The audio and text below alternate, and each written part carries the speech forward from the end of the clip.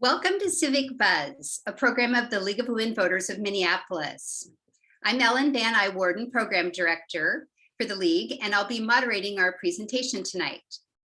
The League is a nonpartisan political organization that encourages informed and active participation in all levels of government, works to increase understanding of major policy issues, and influences public policy through education and advocacy. I'm thrilled to be helping the League with this critical work and encourage you, if you're not already a member, to join us. You can find out more at lwvmpls.org. Before I introduce our speaker, I'd like to make a couple of announcements. First, next month's topic is climate change, and I'm working with the group of League members who suggested that topic for this year's program to design a civic buzz that will help us to take action on that important topic. If you'd like to be a part of a Minneapolis climate change committee, please let me know. And if you'd like to be a part of our program planning for next year, whatever your most important topic is, please attend the annual program planning meeting on Saturday morning, February 12th from 9 to 11:30. We have a few surprises for members who are attending by Zoom. So we're asking you to RSVP so we can deliver them prior to the meeting. Please RSVP to me, and my email address is in the last and in the latest update. If you can't come, please do our survey and suggest your topics. And of course, if you forget to RSVP, please just join us. Finally, our Maps Minnesota group that the League and Paul are very involved with is a nonpartisan grassroots campaign committed to a community-focused and transparent redistricting process in Minnesota. On Friday, February 18th, they'll be having an event to discuss the new maps, which will be released by February 15th. And the event will also celebrate that coalition's work.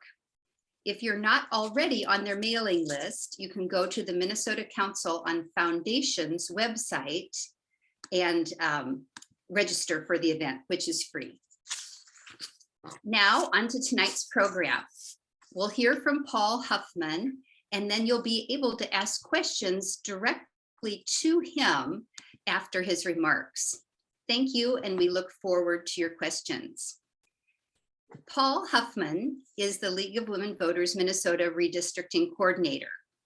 He works with national and state organizations to provide information, resources, and support to League of Women Voters, Minnesota leagues, members, and community groups to educate and engage the public and increase participation in redistricting.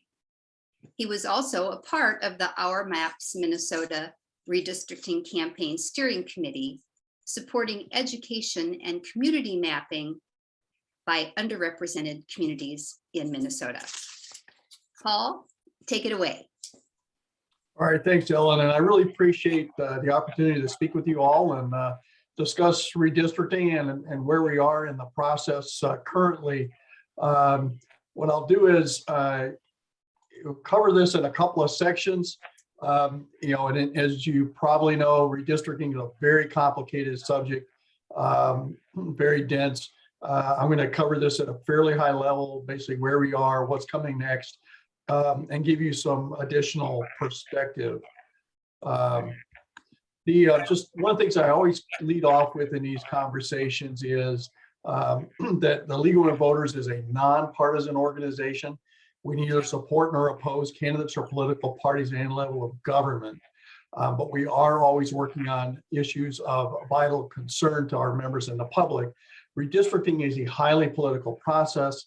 A lot of discussion of what this party or that party does, but that does not take away from our focus as an organization on the core principles of assuring effective, fair representation for our residents in Minnesota and nationally, so that our elected leaders are accountable to voters for the decisions they make and are representing interests of voters and not a subset of voters or other interests. So, so it is highly political, but we will talk about in the case of redistricting, all groups, all parties do it. We'll even talk about within a single party, people fighting about the maps. So we'll get through that. The first thing I'm going to do is I'm going to talk about our where we are with congressional legislative maps. As you know, our Constitution says in Minnesota that the legislature is required to draw maps that governor approves or vetoes those maps. And in fact, since 1990, and it's the technicality in 1992, but really those last 3 decades, there's been divided government. Has not been agreement. In 1982, one set of maps got approved, but the others did not, and as a result, the legislature, had to kick that to the courts. So, we've had this history for really since the late 60s that the maps have either been rejected by the courts or drawn by the courts, and effectively since the 90s, they've always been drawn by the courts. But that is not how the process is supposed to work. No matter what you may hear from elected leaders to say the process works fine, it doesn't. So, and that's a discussion for another day. There has been no change in our statutes. It's still required that the legislature creates some maps, governor approves them. Because we have split government where the House and the Senate are in different parties, they have different maps. And we'll talk a little bit about how those maps look different. But they, in November, the DFL published their congressional legislative maps. The GOP presented their maps in early December. There were a set of maps approved by the committee in the House on party lines, such that, that it was really more a DFL favorable map. In the Senate, the Republicans in the Senate published legislative and congressional maps. The congressional maps were the same as the House. They had a different legislative map. Those were not brought up for a vote. So 2 sets of maps in each chamber. There's no apparent path for agreement. We don't believe it's even likely that the legislature is going to talk about it during the current session. We've heard nothing from any lawmaker that they intend to bring it up. And they're just going to let the court again draw the maps. So that's where we are with the legislature. So then that brings us to the court. And really every cycle of redistricting going back to at least 1990 and maybe before, I haven't looked back that far, shortly after the apportionment data comes out from the Census Bureau, somebody files suit in Minnesota over the maps. It's asking the courts to establish a redistricting panel to draw new maps. And that's particularly the case since 1990 because there's assurance that the legislature and governor aren't going to agree. There is a state law that's been in place since 1992 requiring maps to be done by 25 weeks prior to the state primary in August. So they know there's a legally required date for those maps. And so whoever files that lawsuit has first in line rights to have their voice heard on that. This year, that lawsuit was filed in February by Peter Watson, Joe Mansky, and others. It was actually before the apportionment data came out. So there's some concern that was going to be a little premature, but it was accepted by the court. In June, the Chief Justice of the Supreme Court appointed a special redistricting panel, just as actually Chief Justice Gilbey did back in 2012, but also the same had happened in 2002. Is somewhere in late June, early July, the court appoints a panel so that their court is ready with maps in the case that the legislature and governor don't agree. Because if they waited, they really would not be ready to issue maps that were of a high level of quality and had appropriate input. So they've done that.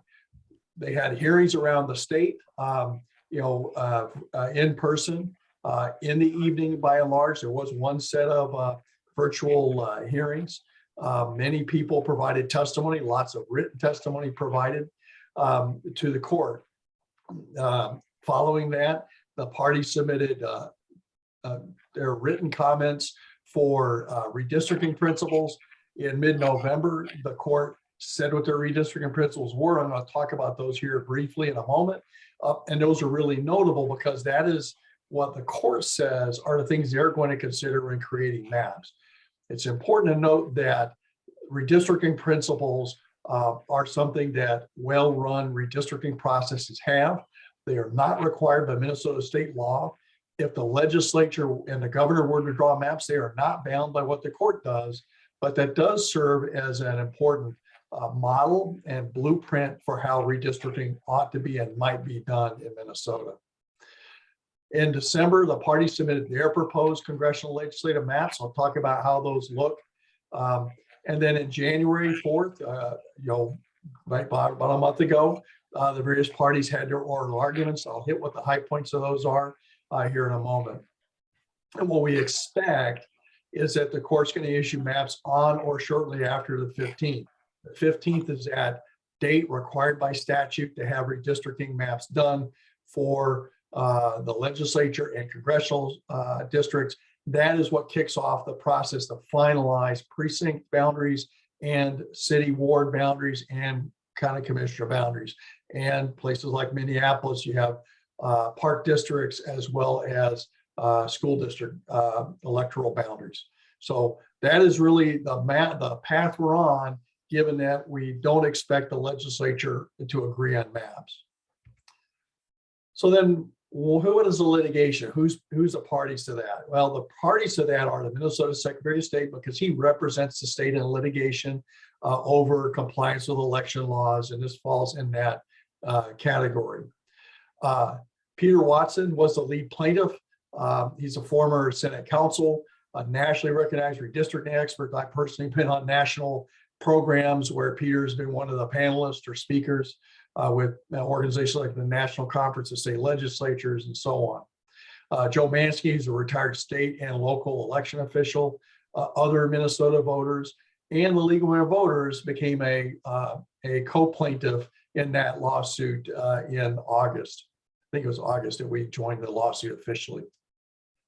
So then we have other plaintiffs. They've either filed suit or they've filed as interveners. There's a lawsuit by Sachs and a variety of folks. They're from the South Metro, but really representing a whole state. And those are voters affiliated with the DFL party. I apologize for my typo there. There's the Anderson plaintiffs. Those are voters associated with the Republican Party. Then there's the Corey plaintiffs. And Ellen mentioned the Our Maps Minnesota redistricting campaign. And that is a result of community mapping done with primarily BIPOC groups around the state to develop a BIPOC focused map. And really the purpose is a set of maps that would be what minority communities would want to see if they were to have their voices specifically being heard or represented. So Bruce Corey, who's an economist, other voters of color, community groups, 1MN is one of those, Voices for Racial Justice, both of whom are part of our Maps Minnesota campaign. And then Common Cause Minnesota, which is the organization that is leading that lawsuit. So those are the plaintiffs, all coming from different perspectives. The Watson plaintiffs really coming from a legal, nonpartisan voter standpoint. Sachs Anderson being from a partisan standpoint, and Corey being from the BIPOC standpoint, each representing a different perspective. Now on the redistricting principles, these are the principles, but I got the ones that are most significant. The first two are really legal and constitutional requirements, like equalizing population, minority representation. Then there's preservation of reservation lands of American Indian tribes. That is something that was not specifically discussed in previous versions of the redistricting principles. That's noteworthy. These are the order in which the court lists them in their order. They specifically say they don't have priority, but I will say that the ones at the top are generally legal requirements. The ones at the bottom generally have language in the court's order about, after all other requirements are met, then we will consider this. So that gives you a sense that the ones at the top are most important, the ones at the bottom are least important. So that placement of the preservation of reservation lands toward the top of this list is very important. It's above something that is a Minnesota constitutional requirement, which is convenient contiguous territory. So I think that placement again is significant. And then we get the communities of people with shared interests. The communities of interest is what we usually talk about. That's been something on the court's list for this cycle. They've put a lot more detail in that with what constitutes shared interest. They concluded some things that were, more of economic or community of interest, such as transportation as an interest. And as we know in the East Metro where I live, that transportation is a significant interest. And if you're in like one of the first or second ring suburbs, transportation is a much stronger interest than if you're like in a third ring suburb or greater Minnesota. So that those communities actually become very important. Other noteworthy thing is it does not include political interests, which had been included previously by the court. That's important because political interests are really partisan interests.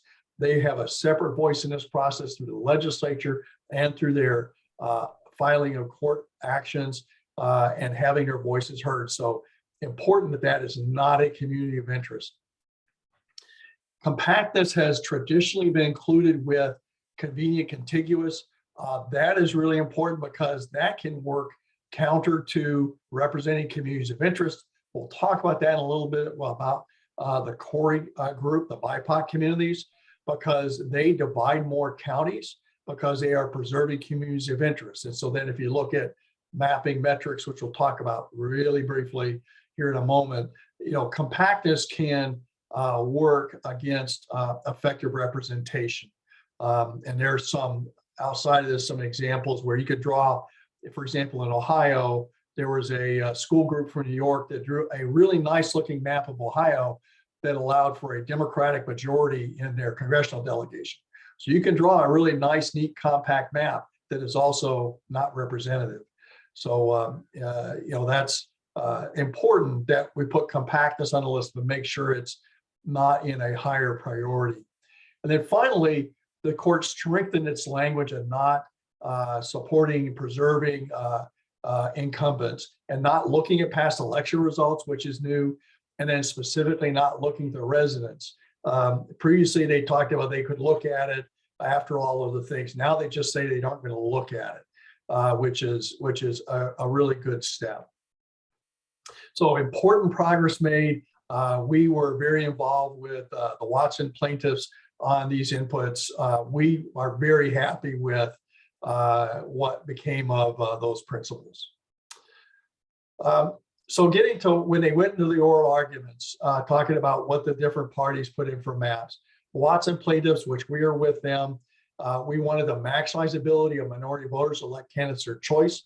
We did not split contiguous portions of American Indian reservations. As a matter of fact, we proposed a congressional map that put all of the northern Minnesota Indian reservations in the same congressional district in CD8. So that was part of what we heard from the Native American community in northern Minnesota. And I was privileged to be in the community mapping with the community of Bemidji and listening to their interests and concerns. And so I think it's really important to understand what is important to those groups in having effective representation, having your voices heard. Where possible, we unified metropolitan areas into a single district, not to concentrate representation, but to ensure they were not divided or split. The Watson plaintiffs paired first ring suburbs with first ring suburbs. And so you get more like interests because there tends to be a sharing of those interests. The Saxon-Anderson plans, which is the DFL and the Republicans, there's clear examples where those are partisan gerrymanders, and we can see when we look at some data that they do kind of skew in certain directions. We talked about the congressional plan. The other area we talked about was St. Cloud, where the St. Cloud area has a high potential and has been split in the past between congressional districts.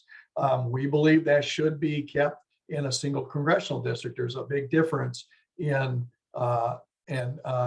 though that area and the areas around it. So you know, putting that in one area so that they get effective representation, they're not split, is important. And then the other thing which is noteworthy is the Watson plaintiffs chose not to split precincts. That makes it easier for election officials not to have to redraw precinct boundaries. And that especially becomes important when you're talking about in townships or small cities where they only have one precinct. I'm an election judge in Landfall, which is a population of about 600 people. They only have one precinct for all of Landfall. So it doesn't make sense to split a city like that between two districts. There are some examples of cities in Minnesota split like that. And so it's our view that that shouldn't happen. So talk about the Anderson plaintiffs, that's the Republicans. They also went with a 5 metro, 3 suburban districts and 3 rural districts. They drew the lines differently, obviously. They also avoided splitting townships and preferred to split cities. That goes with the traditional, my view, Republican approach to split cities. And that's happening nationwide with their approach.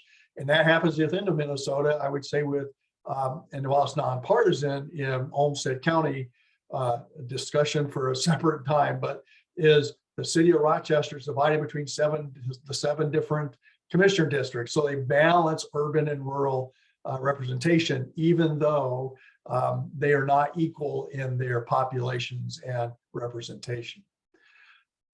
They criticized the DFL plan because it unfairly preferred Democrats, DFL members.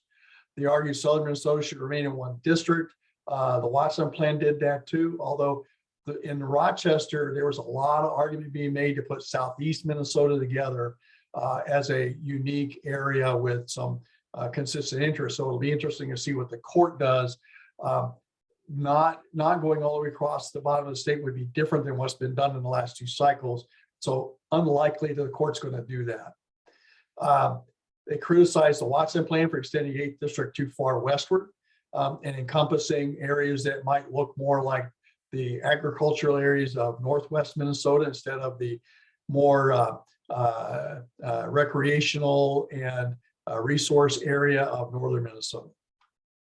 And then argued that the Watson plan shouldn't use data analysis for partisan gerrymanders, and that's just another point.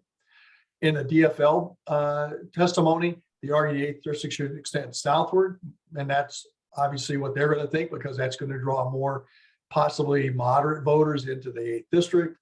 They focused very heavily on minority representation, defended higher amounts of political subdivision splits to preserve minority voting, and then argued the panel should not adopt the least change approach, which is part of what the court has had as one of their precepts. That actually is something that the federal courts have reinforced, that the courts in states are not there to make policy, they're there to make the maps legal. And so that's the least change approach. And we'll talk about how that plays out in other states and that have been gerrymandered and later in this discussion. And then they argued that the Watson plaintiffs also should have used the data analysis. Now we talk about the Corey plaintiffs. And remember, that's the BIPOC community that was the community mappings done through the Our Maps Minnesota campaign. You know, I will say for myself, and there were about 5 or 6 league members who supported mapping by those groups. We were kind of the hands in the box and manipulating the maps to create what those community members wanted. But there was a hard line between us and the league and what happened with those maps in litigation, just from a legal severability standpoint. So they argued the entirety of northern Minnesota should be one district, and that's would then assure the representation by those Native American communities. They argued southern Minnesota should be 2 districts, and they went with the southeast Minnesota district that would then not go as far west. They argued no other plan adequately addressed minority voters, and because that was their focus, and they maintain, and that's their purpose, is to represent those minority interests first. They had some disputes with some of the analysis of their maps. They justified a high level of political subdivision splits to preserve communities of interest. And we've heard that discussion. We mentioned that with compactness. There's also an argument about with regards to political boundaries. They also argued that the court should not take a least change approach. And they asked to reject the 5-3 approach. And they basically are wanting to have maps that, where, there are other areas of the exurbs, if you will, that are somewhat metro districts. And so maybe there's more like a 6-2 or a 5 urban, 5 urban, suburban, 1 exurban, and 2 rural districts, just to provide effective representation in places like St. Cloud, Wilmer, and places like that. The Secretary of State, we often forget, Secretary of State's the defendant in this. We talked about that. He doesn't present a redistricting plan. He did ask, his office asked the panel to understand that a plan creating more precincts by splitting townships or small cities increases the burden on election officials. So, and this is about, they have to operate 2 precincts where they normally only require 1. So that was they presented. So those are all the arguments.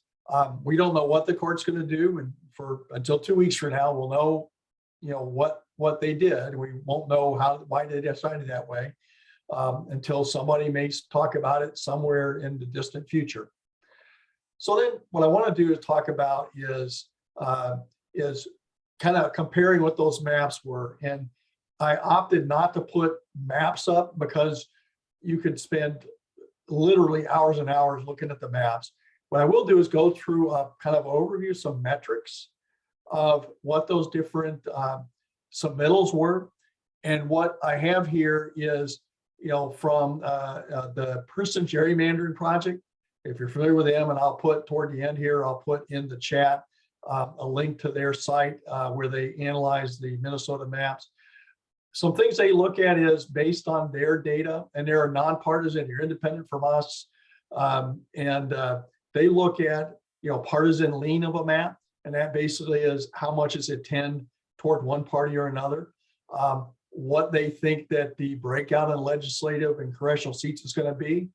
They also look at what the competitiveness is, how many are going to be, plus or minus about 3.5% of 50%. So how many are competitive, and then county splits.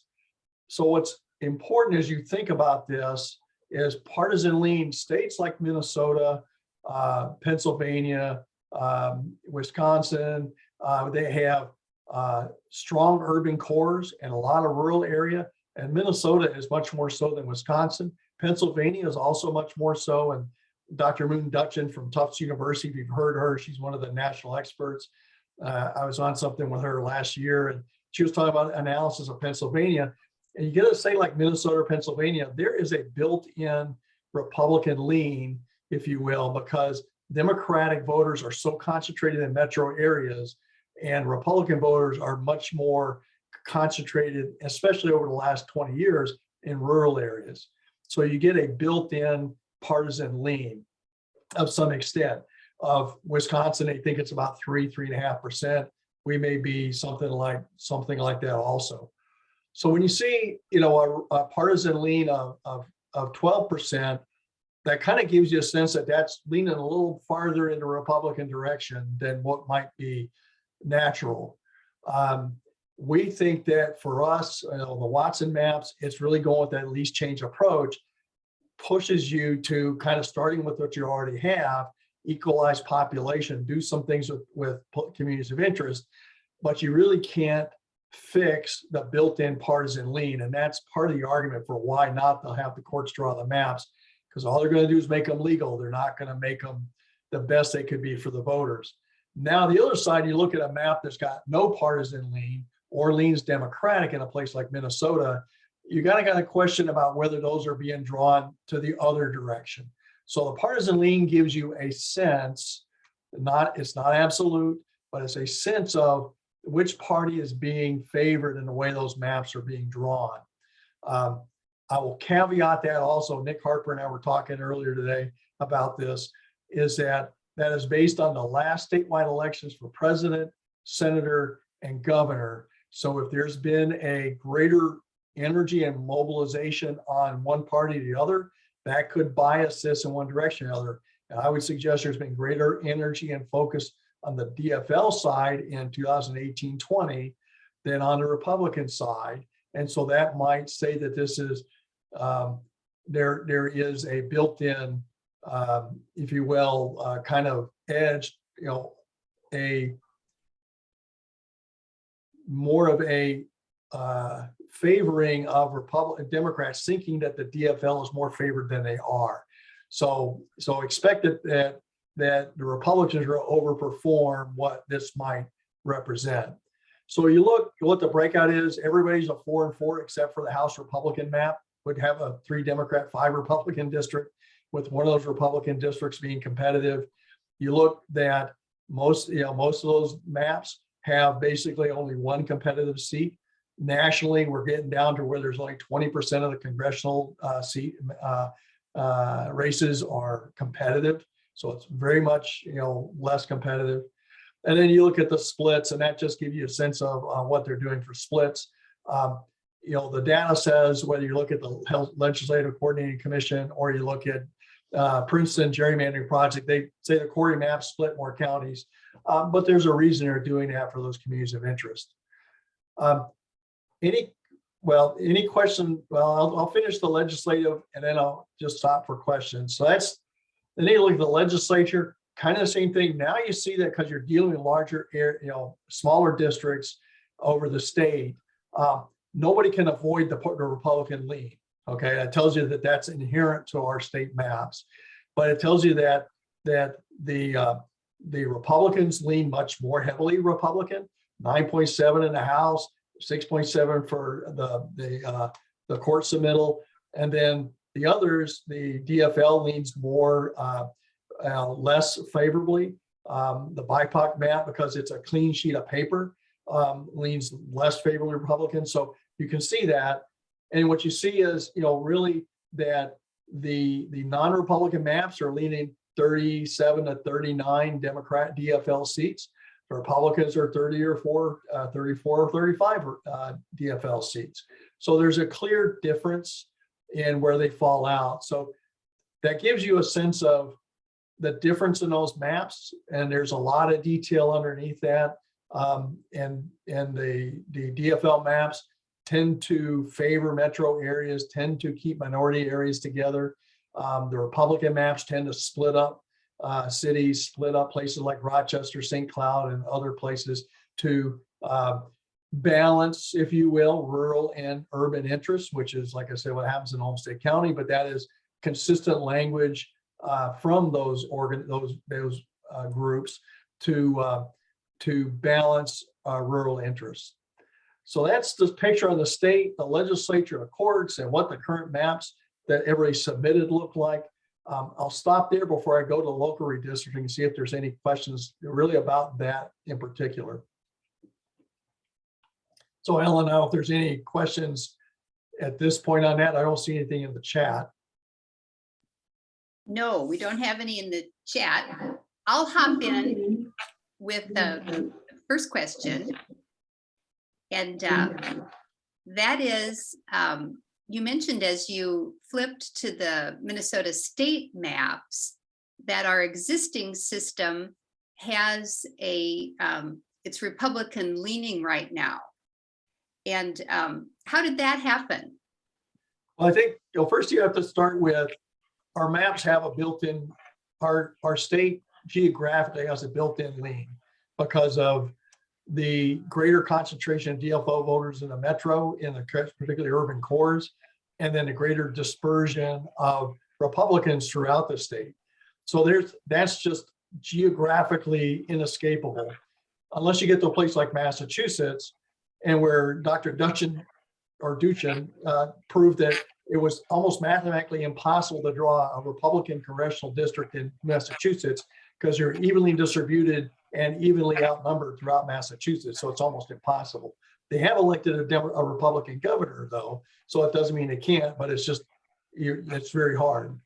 So, but what's happened is to make it more Republican leaning is we've now gone through at least 30 years and more like 40 or 50 years of court written maps, which are incrementally changed maps. We've got much more significant demographic changes in places in urban areas throughout the state, like Moorhead, St. Cloud, Wilmer, Rochester, as well as the Twin Cities Metro.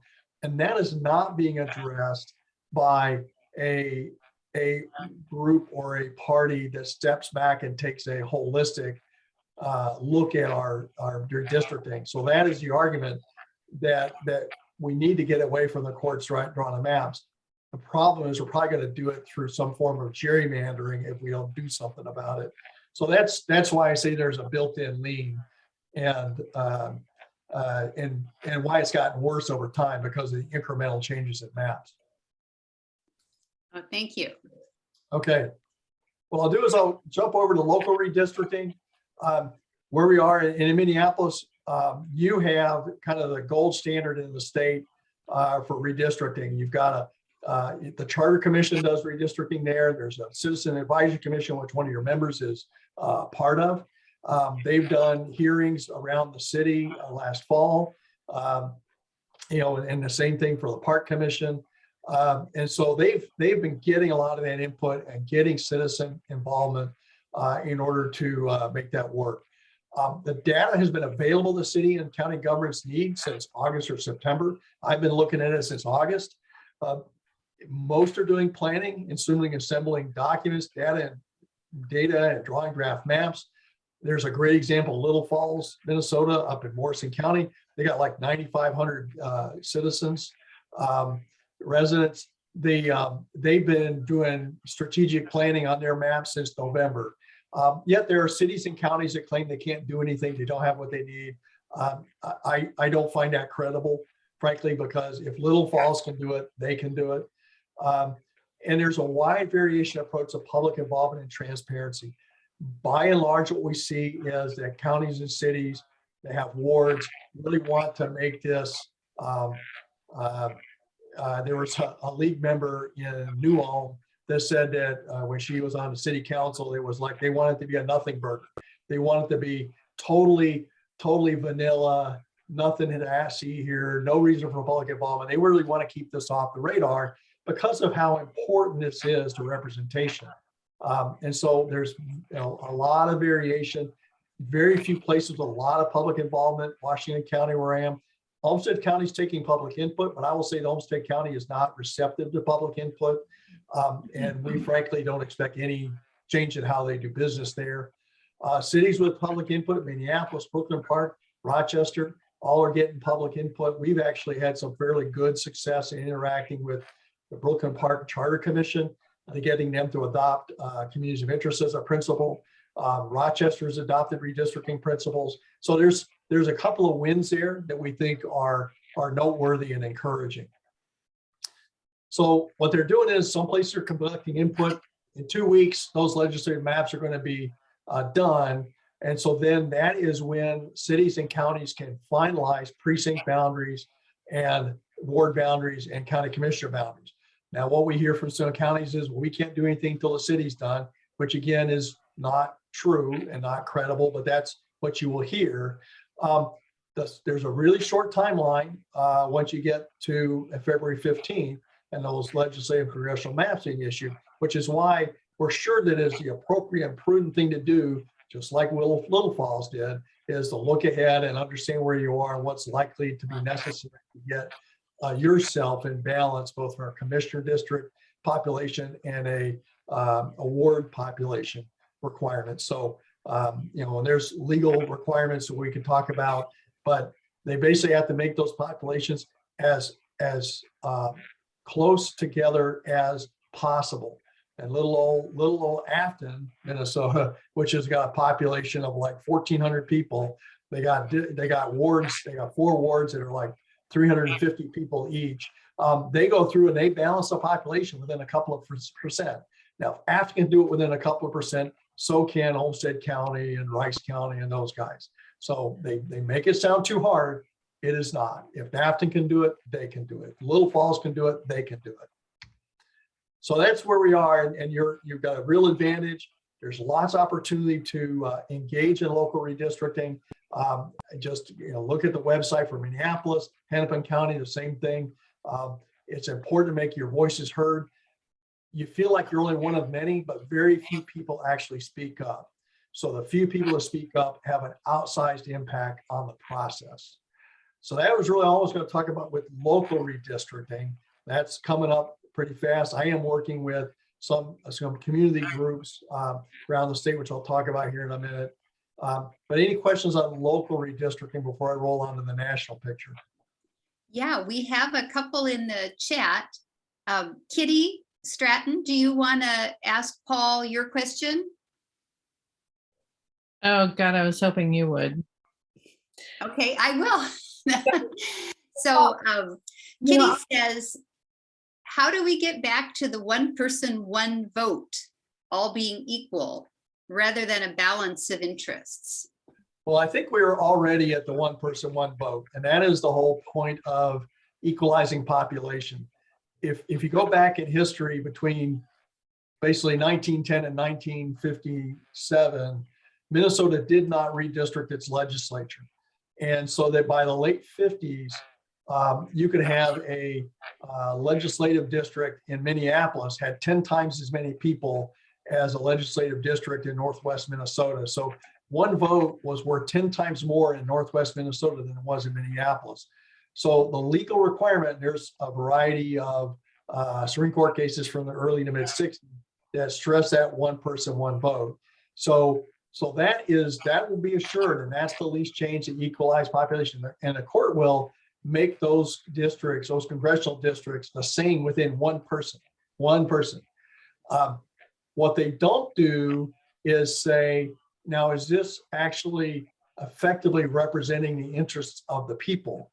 And that's where you actually have to go talk to people and get those inputs. The court does get those inputs, but that is secondary to equalizing population. So I would say we do have that one person, one vote, but there's, as gerrymandering tells us, there are infinite numbers of ways to equalize the population and get different representative outcomes. Great, thank you. We have another question. Who leads the redistricting at the county level? A county commission. I mean, it's county commissions and cities, other than the ones I know where the Charter Commission does it. Minneapolis is one, Brooklyn Park is one, White Bear Lake is one. Every place else, there's about 80 cities with wards in Minnesota.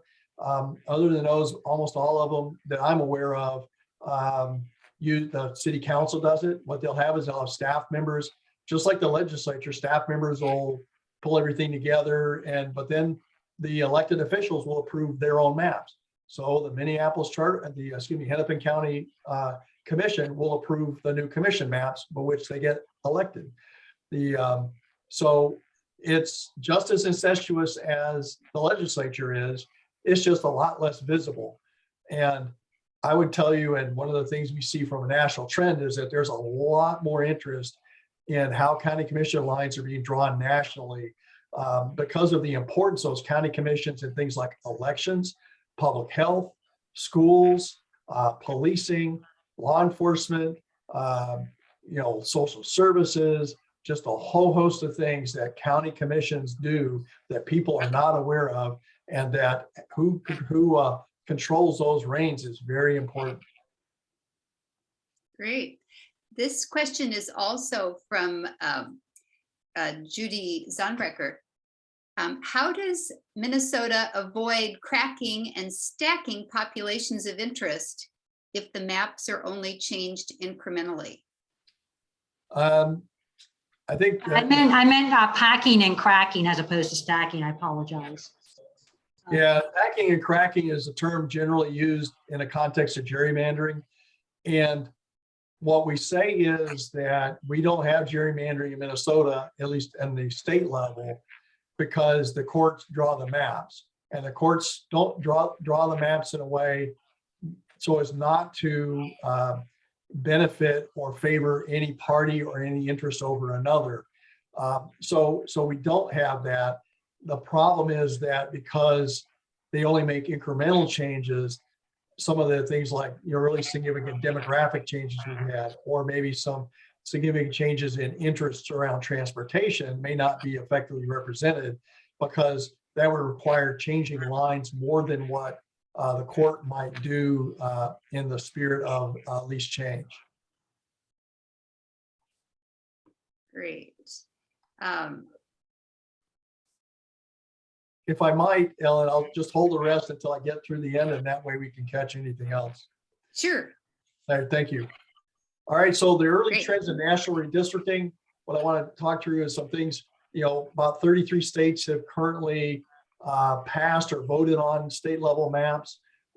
There are a number of them are in varying stages of approval or litigation or held up in court. What we're seeing, if you look at where legislatures draw the maps, okay, what we're typically seeing is one or two things: either hyper-partisan gerrymandering. I mean, we thought it was bad 10 years ago. It's even worse now. The only bright side is we all see it and we're all taking action on it. A lot of people are. Or gridlock. Now, in states with single party control, aggressive gerrymandering. In North Carolina, they have no gubernatorial veto. So legislature took the gerrymander from 10 years ago and increased it, even though their legislative maps got thrown out. Their current maps are now being held up in court in North Carolina. Fortunately, in North Carolina, courts are receptive to redistricting cases. So there's some hope there. In Oregon, the legislature initially drew a map that was all 6 Democratic seats. They gained a seat in this round of apportionment. The Republicans walked out, denying them a quorum. So Oregon then decided to give them one Republican leaning seat. So it's a 5-1 instead of a 6-0. And so then they approved that map, but it's initially 6-0. Kentucky is highly gerrymandered. It's a very Republican state, but it's not as Republican as what its legislature would be. There's a Republican supermajority in both chambers of the Democratic governor. So you got split government, but it doesn't matter because gerrymandering gives one party or the other the ability to override a veto. And that's what we see in Maryland, where you get a Democratic gerrymander. Now, Maryland much favors the Democrats, but still you get a supermajority of one party, either party. We got examples of both, where they override the veto of the governor, and there's no way to redraw those maps. Once you're gerrymandered, you're stuck for decades, for generations. Alabama, the maps were rejected by the federal court as a racial gerrymander. So, so that law still is out there. That's the Voting Rights Act, but it has to be done after the maps are drawn. It can't be done in process, which, when Section 5 was in place.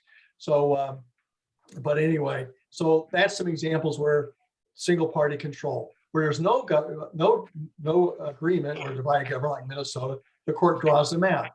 Now, as we talked about, our current maps are not ideal, but we'll get a map that's not objectionable to anybody.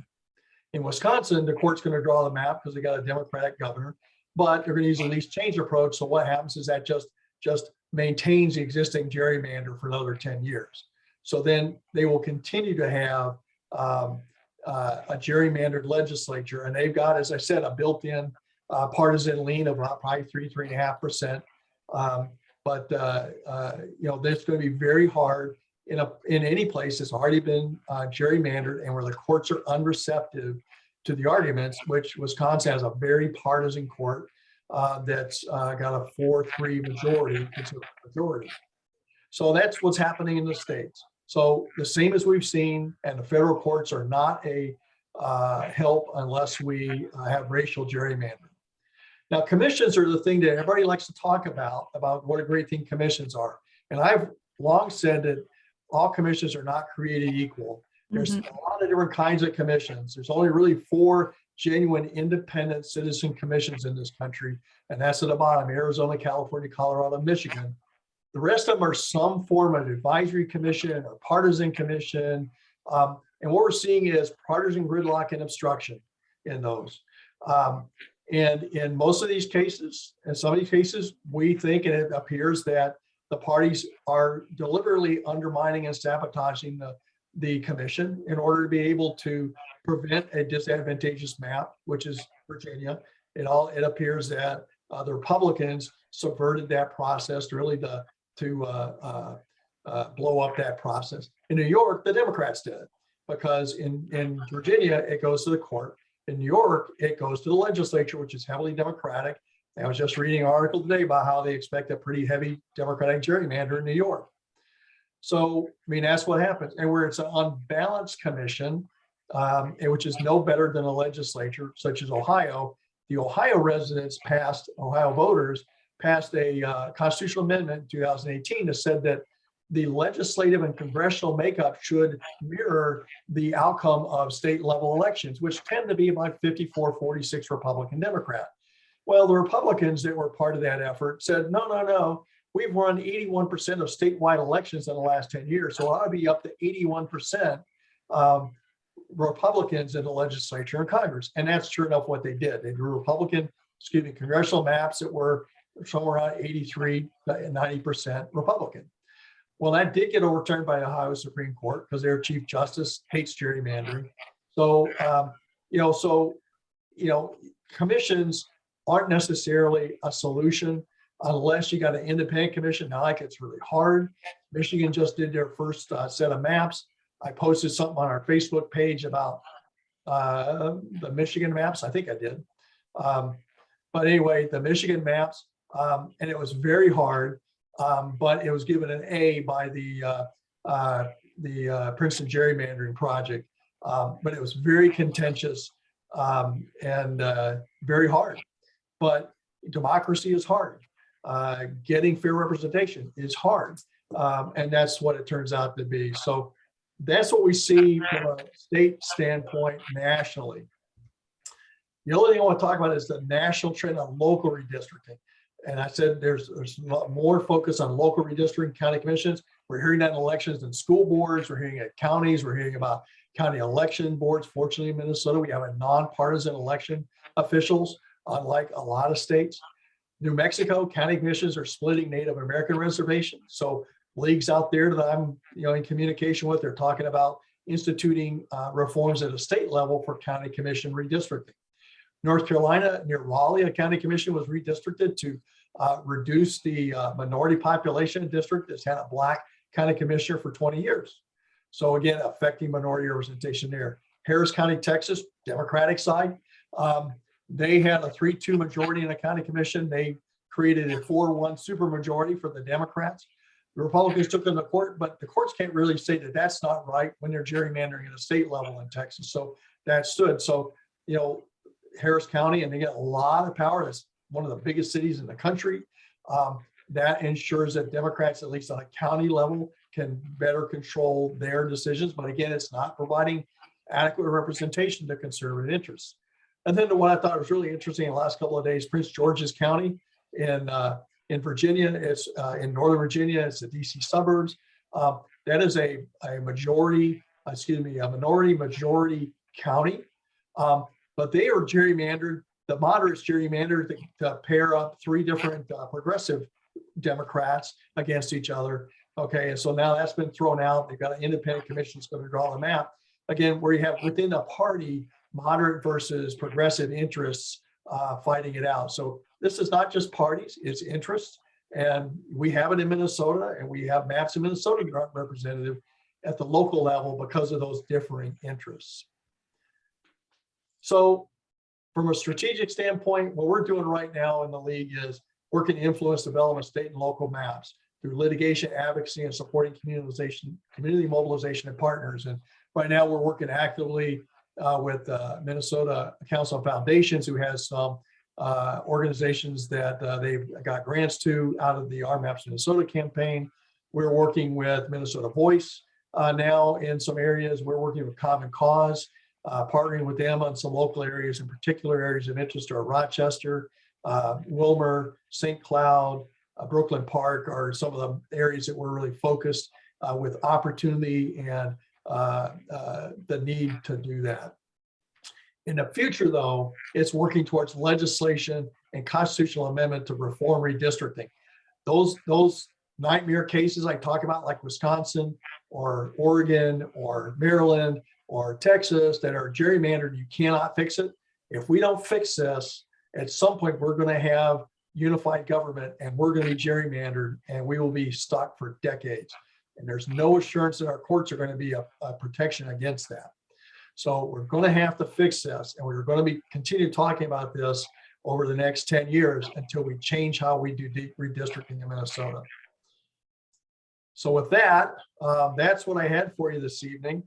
And then Ellen, back to you for questions. And while we're getting questions, I'll put some information up in the chat on some places where you can find some of these things. Okay, we've got a lot of great questions in the chat, and don't feel shy if you want to ask your own question as well. This is our chance to ask Paul directly. But Jenny Craig asks, is there a standard computer software system which would allow evaluation of the plans? Well, that's a great question. And there is actually an amicus brief filed by the Minnesota data scientists. And you can go look that up if you're interested. What they do is argue, and one of the leads on that is Dr. Karen Sachs, who used to be on the faculty at McAllister College. She's now deputy director of the American Academy of Mathematicians or something. But anyway, they argue they can do it with computers. Now, my argument with that is that you cannot quantify everything that's important to people, and you've got to go talk to people about what's important to them, and then put that into your considerations. Peter Watson, who we've spent a lot of time with, Peter will tell you that redistricting is part science, part art. And I agree with Peter, because it's partly talking to people to get from them what's important and factoring that in. Great. Jennifer Johnson asks, when the court draws the map, which court are you referring to? Yeah, thank you. I'm sorry if I kind of went really fast past that. That is the Minnesota State Supreme Court. And what we have is the special redistricting panel, and this is the mechanism we have in Minnesota, is assigned by the Supreme Court Chief Justice. It consists of 5 active judges from Minnesota. It's not retired judges, it's active judges. They represent different areas of the state. There's one from Hennepin County, there's one from Ramsey County, there's one from the suburbs.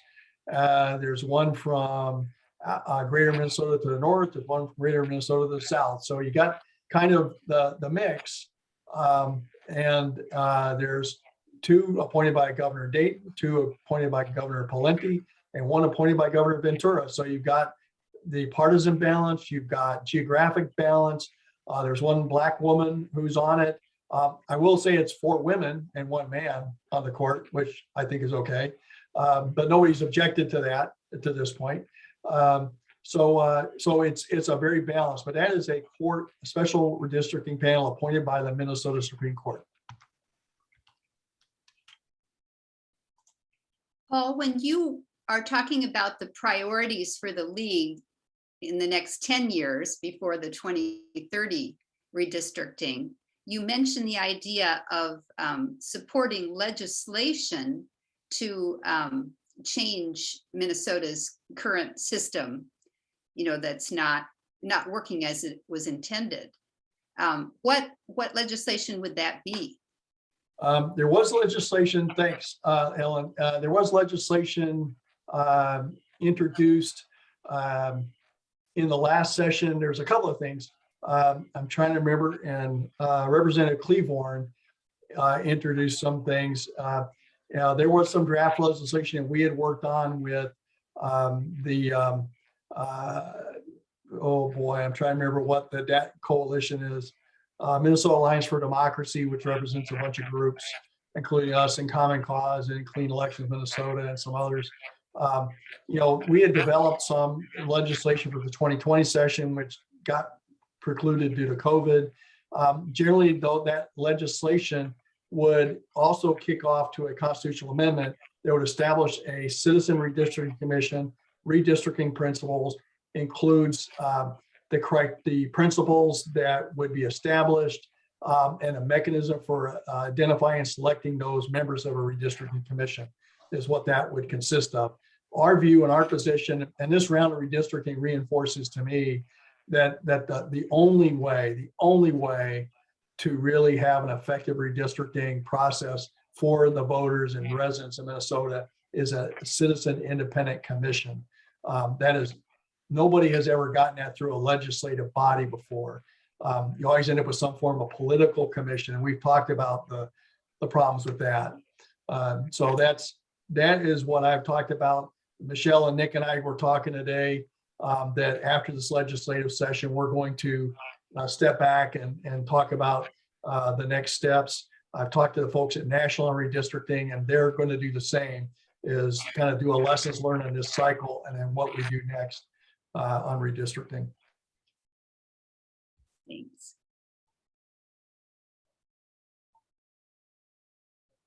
And I will provide the slides to Ellen. So yeah, however you want to share those, there's nothing on those that can't be shared with all of the folks here. Great, thank you. Paul has also put some of the links to groups that really analyze this process. Right, those are the Legislative Coordinating Commission has all the maps that have been submitted. So you can go look at the maps yourself. Princeton Gerrymandering Project has all the metrics and the analysis. And then our Legal Voters Local Redistricting Action Kit, if anybody wants to look at some of that background and how they can get involved in local redistricting, as I said, that, in Minneapolis in particular, that process has been well underway since last fall.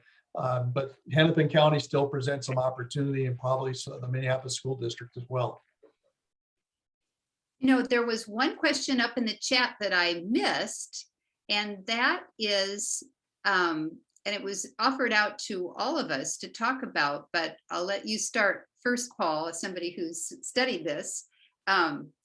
What would you say the communities of interest are in Minneapolis? And I think we start with the ethnic groups. I mean, that's kind of an obvious one. And I think I'm trying to remember some things I've read. That's an easy one, but it also can be oversimplistic.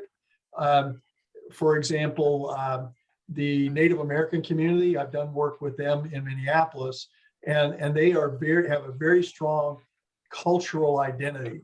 And so shared culture is one of those things in a community of interest. So the East African community is a community of interest because they have shared culture. Although, so you can't just say Black community, because they're very different Black communities. Same thing for Hispanic.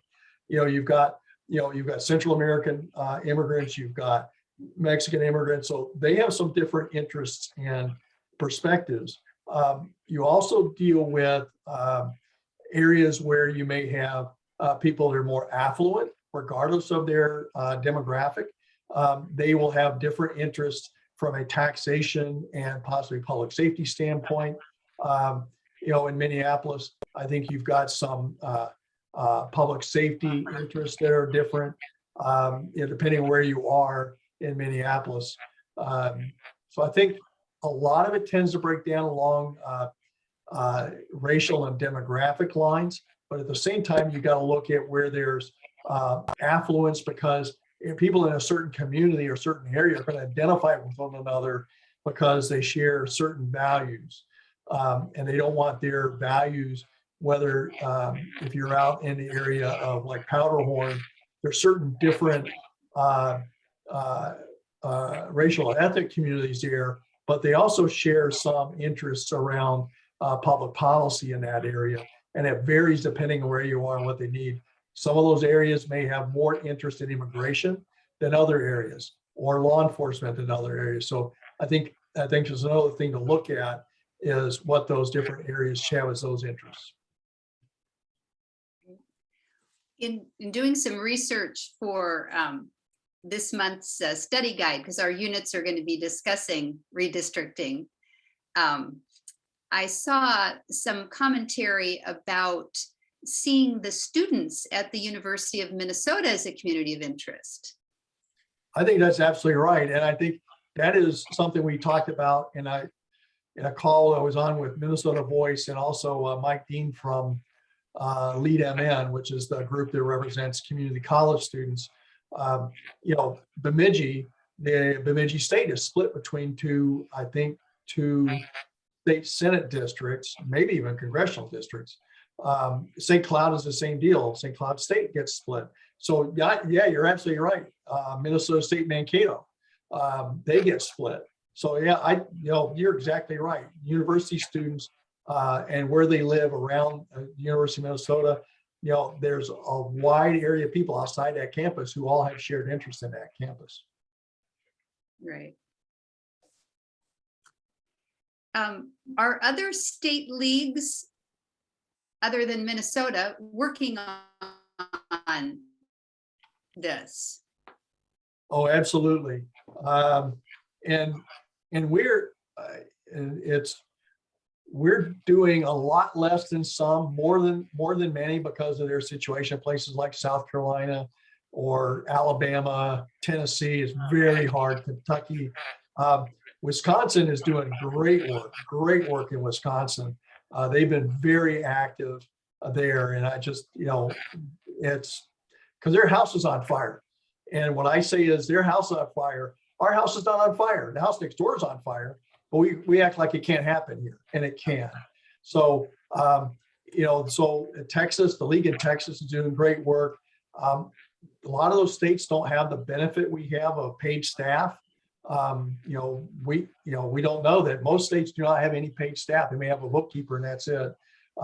North Carolina, especially Wake County, North Carolina is doing great work there. So there's leagues I talk to. Arizona does great stuff, especially not Phoenix. I'm trying to reach which league. There's a local league in Arizona that's doing really great stuff, but the Arizona State League does great stuff. So there's certain states that are just doing outsized levels of effort, far beyond what we're doing, because they've got bigger issues. Mhm.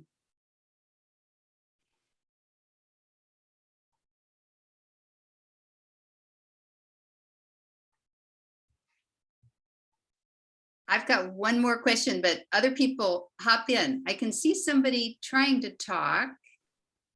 Maybe, I guess not.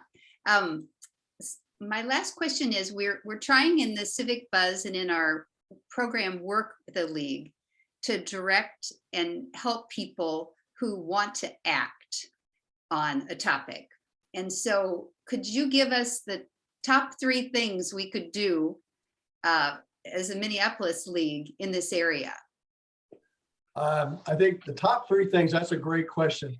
I think simply in the current round of redistricting is provide comments on how you want maps drawn in your city of Minneapolis, and your school district, for Minneapolis schools, and the county commission.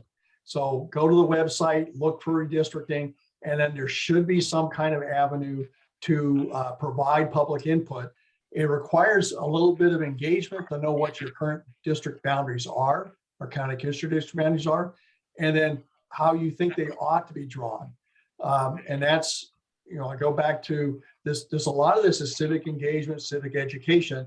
What does my government do? What do I want them to do? So that's one right now, get involved locally, just provide comment. Don't worry about trying to draw maps and that stuff. Go provide comment.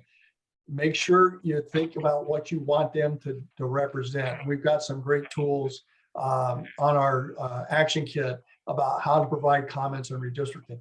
The second thing is let your elected officials, legislators, state senators know that you expect them to change the existing law to establish a nonpartisan process to do redistricting in the future.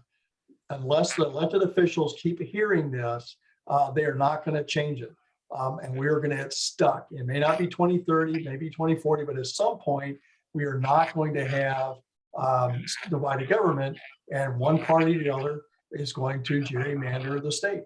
So let your elected officials know. And the third thing I'll say is hold a presentation with a community group. And I'm happy to speak to any group, anytime, anywhere about redistricting and the background. And I'll do multiple sessions if it takes that to provide the groundwork for it and then talk about more than people can do.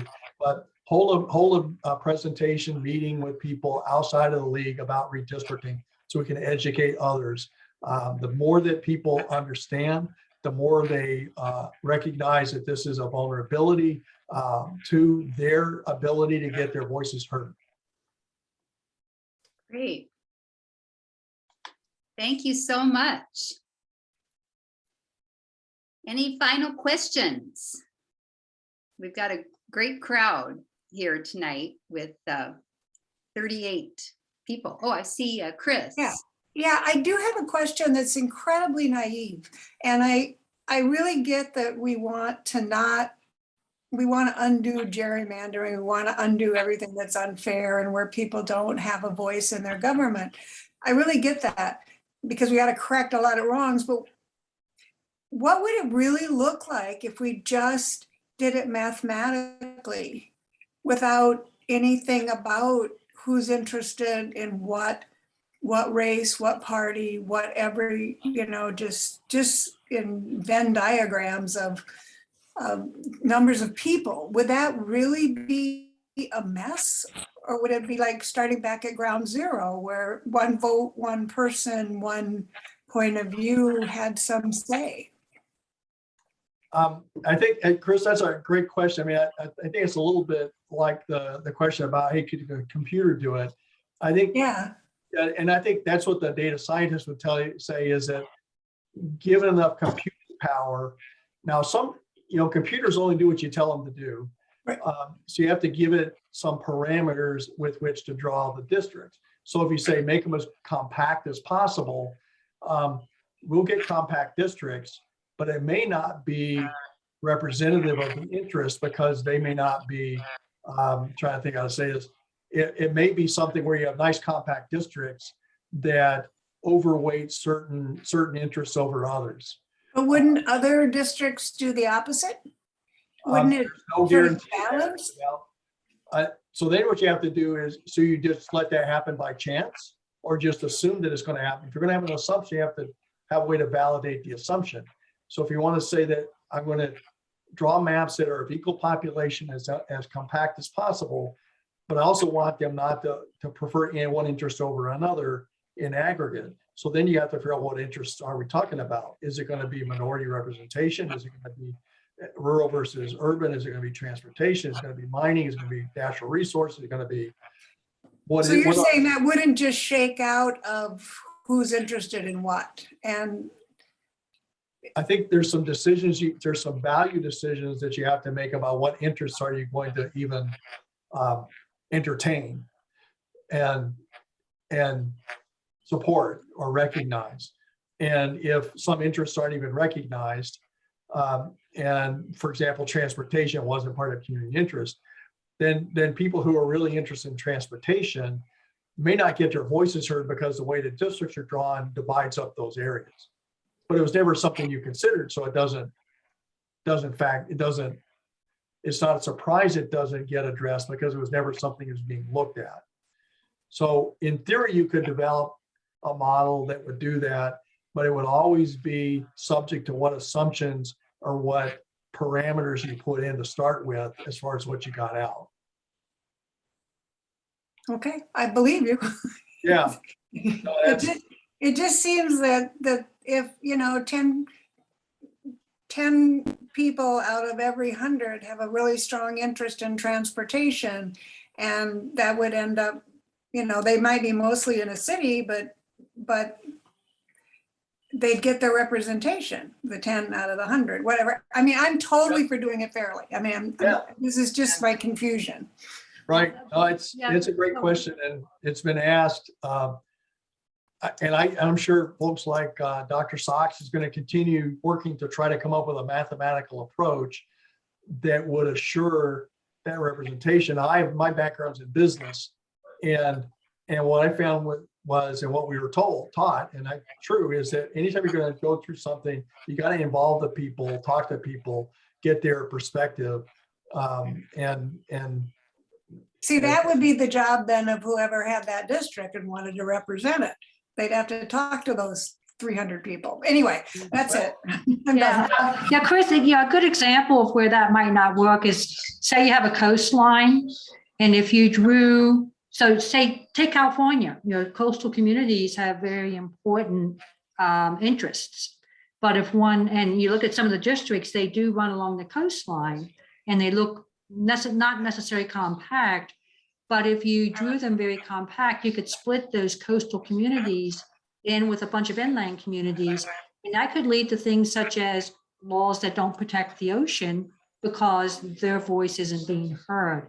And there was another case out in Colorado where they identified successfully communities of interest that actually were in a valley, that again, compact districts would have split the people in the valley who had a very common interest around the river, around transportation, around even community colleges, would have split them up with other communities that would say up in the mountains that those voices would have again been very diluted. So there are ways that it can lead to situations where important voices do get not heard and will never get heard if that happens. So there's a lot of interesting examples of that. Yeah, That's a great I point. believe you. I believe you, but it's just not intuitive to me. Right.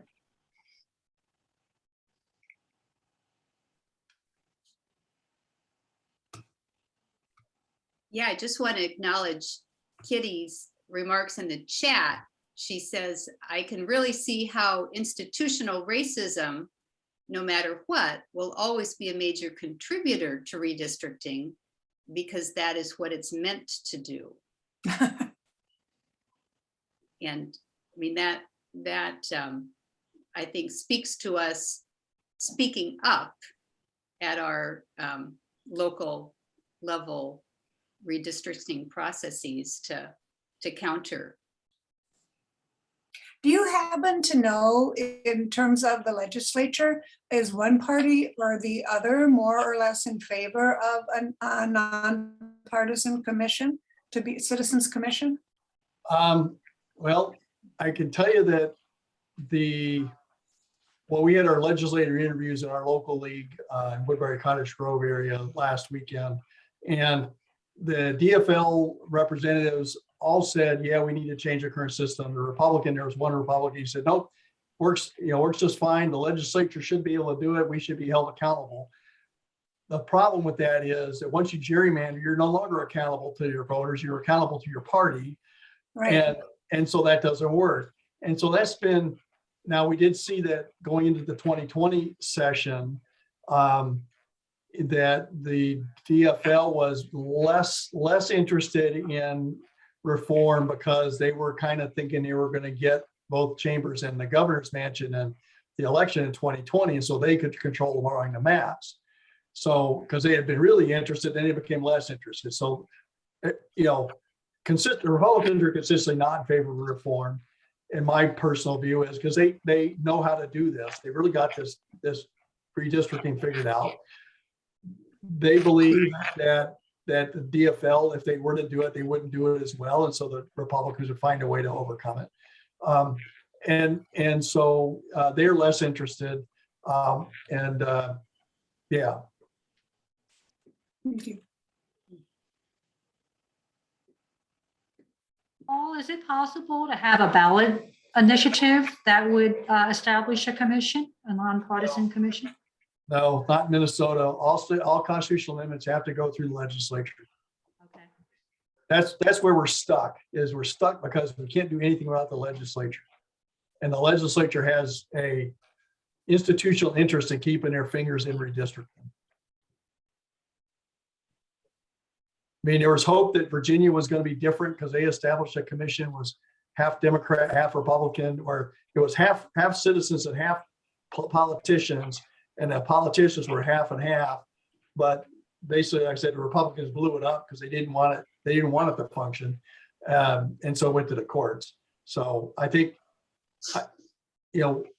that's a strategic discussion we got to have about how do we get something non-political out of a political body.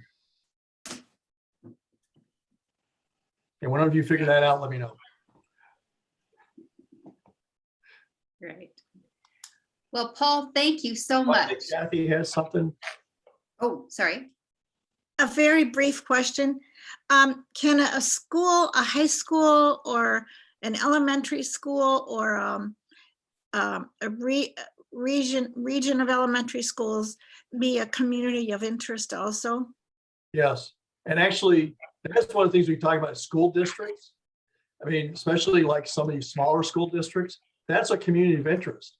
If your school districts are divided between different legislative districts or county commissioner districts, that affects things like funding for public safety, transportation, infrastructure. And so there's really some reasons to want a school district all within the same district. Mhm.